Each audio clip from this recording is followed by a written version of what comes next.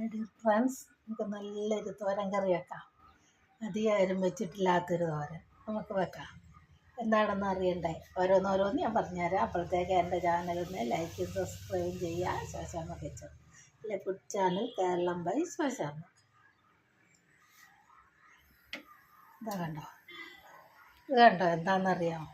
ഇതാ കപ്പയുടെ തൊലി. കപ്പത്തൊലി കൊണ്ട് നമുക്കൊരു തോരൻ വെക്കാം. ആ തൊലി ആദ്യം ചെറുതായിട്ട് അരിഞ്ഞെടുക്കുക.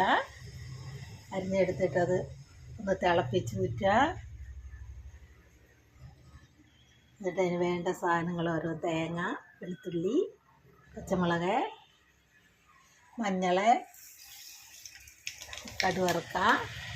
എന്നിട്ട് പയർ, മമ്പയറോ ചെറുപയറോ ഇത് വേറായാലും മതി.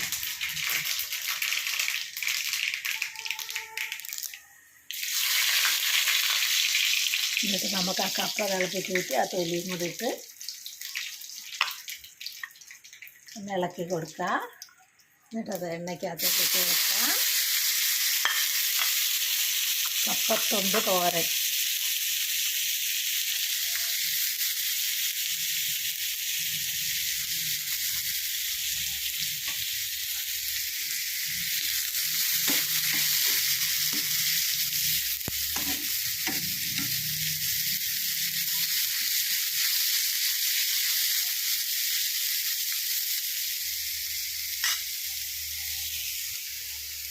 എന്നിട്ട് നമുക്ക് പാകത്തിന് ഉപ്പ് ഒഴിച്ച് കൊടുക്കാം.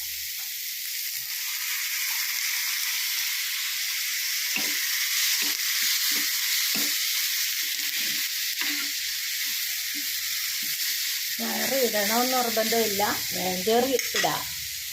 കുറച്ച് പയർ കൂടി ഇട്ട് കൊടുക്കാം. മമ്പയറായിട്ട്, മമ്പയറോ ചെറുപയറോ കടലയോ പരിപ്പോ എന്ത് വേണമെങ്കിലും ഇടാം കേട്ടോ. ഇട്ടില്ലെങ്കിലും കുഴപ്പമില്ല.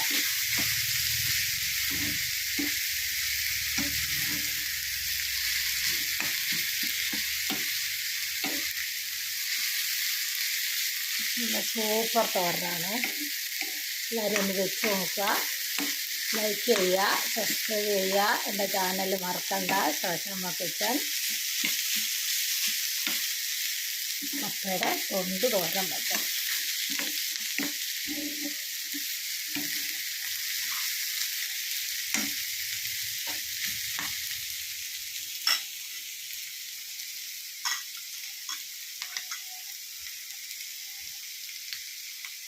രണ്ടും കൂടെ ഒന്ന് വേവട്ടെ.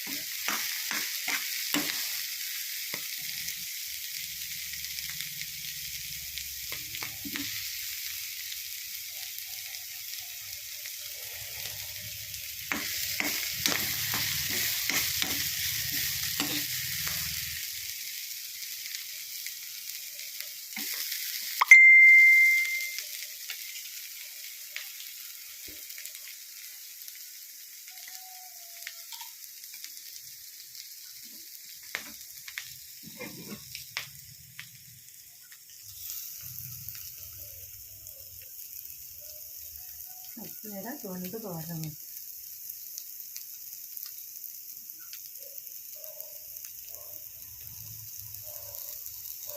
എല്ലാവരും ഉണ്ടാക്കി നോക്കുക. ലൈക്ക് ചെയ്യുക, സബ്സ്ക്രൈബ് ചെയ്യുക. എൻ്റെ ചാനൽ മറക്കണ്ട, ശോശാമ്മ കിച്ചൺ. വേണ്ട കപ്പയുടെ തൊണ്ട്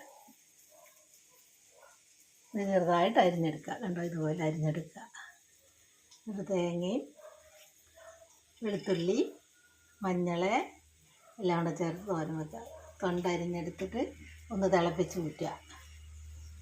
എന്നിട്ട് ചെറുതായിട്ട് ചെറുപയറോ മമ്പയറോ എന്തെങ്കിലും പയറും കൂടെ വേണമെങ്കിൽ ഇടാം. ഇട്ടില്ലെങ്കിലും കുഴപ്പമില്ല. ഇട്ടില്ലെങ്കിലും നല്ല രുചിയാണ് കപ്പത്തൊണ്ട് തോരൻ വെച്ചത്.